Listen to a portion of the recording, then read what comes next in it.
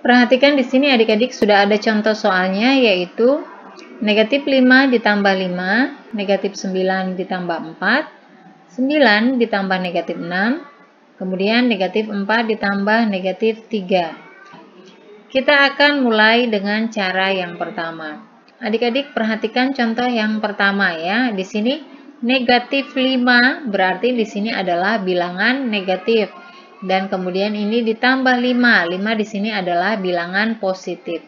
Cara yang pertama, di sini negatif 5, maka di sini kita tuliskan lambang negatif sebanyak 5 kali ya. Kita tulis 1, 2, 3, 4, 5. Kemudian ditambah 5 berarti bilangan positif, maka kita tuliskan kemudian di sini lambang positif sebanyak 5 juga.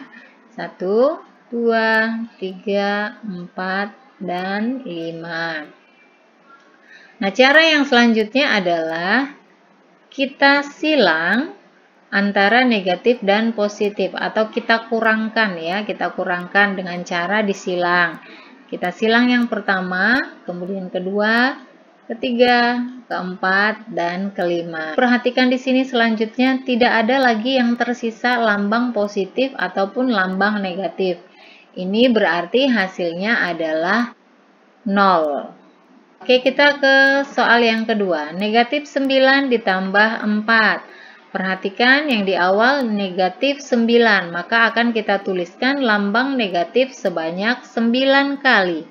Kita tulis 1, 2, 3, 4, 5, 6, 7, 8, 9. Nah, perhatikan yang kedua, ditambah 4, maka ini adalah lambang positif sebanyak 4 ya. Maka kita tuliskan di sini 1, 2, 3, 4. Selanjutnya kita kurangkan dengan cara dicoret yang sudah berderet, yaitu negatif dan positifnya. Kita silang yang pertama, kedua, dan ketiga serta yang keempat. Nah, perhatikan di sini yang tersisa adalah lambang negatif, maka di sini kita tuliskan terlebih dahulu yaitu lambangnya negatif.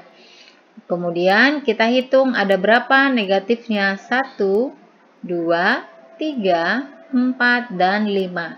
Maka di sini kita tuliskan 5. Kita lanjutkan ke soal yang ketiga, yaitu 9 ditambah negatif 6. Yang pertama lihat 9, maka kita tuliskan lambang positif sebanyak 9 kali ya.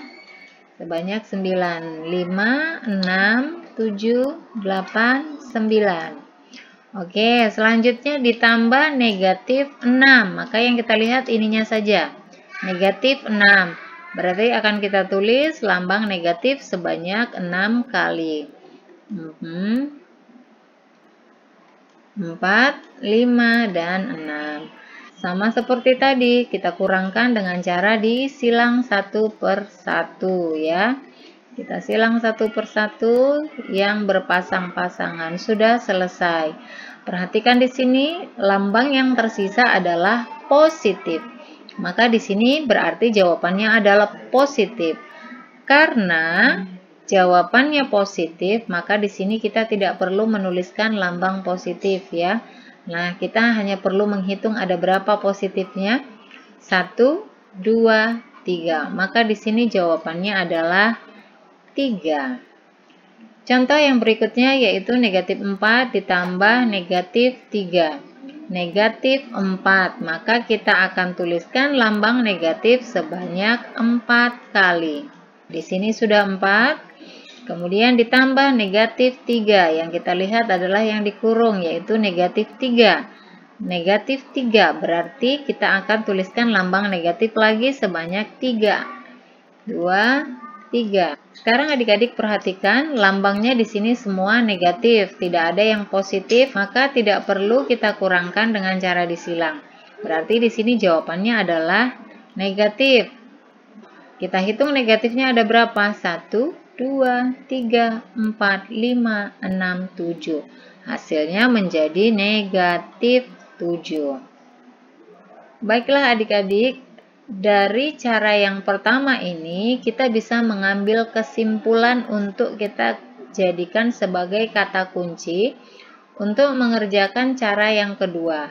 Maka kesimpulannya yang bisa kita ambil untuk menjadi kata kunci adalah tanda negatif ataupun positif mengikuti angka yang terbesar.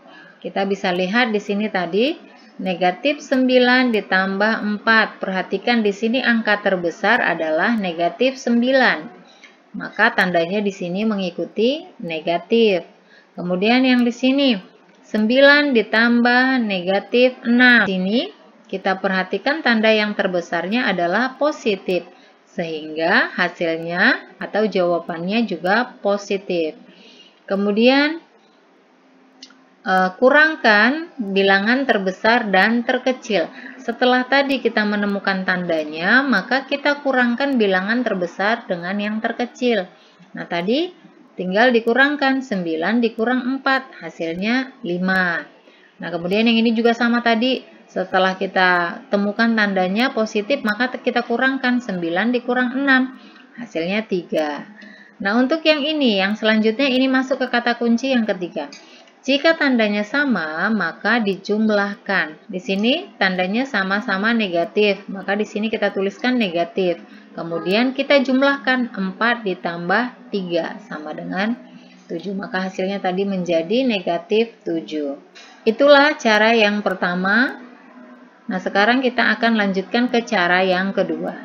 Adik-adik perhatikan untuk contohnya di sini sudah tertulis yaitu negatif 48 ditambah 21. Nah, tadi kita sudah menemukan kata kunci yang akan kita gunakan untuk menyelesaikan bilangan yang lebih besar. Tadi di cara yang pertama kita menggunakan penulisan lambang bilangan negatif ataupun positif. Itu karena tadi kita lihat angka-angka yang terdapat dalam soal itu angka yang kecil.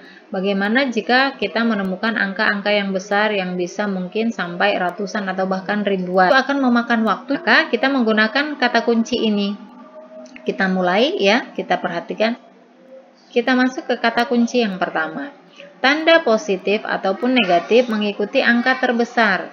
Perhatikan di sini adik-adik. Angka yang terbesar adalah negatif 48, maka tandanya di sini kita mengikuti bilangan terbesar. Karena bilangan terbesarnya negatif 48, maka tanda di sini adalah negatif.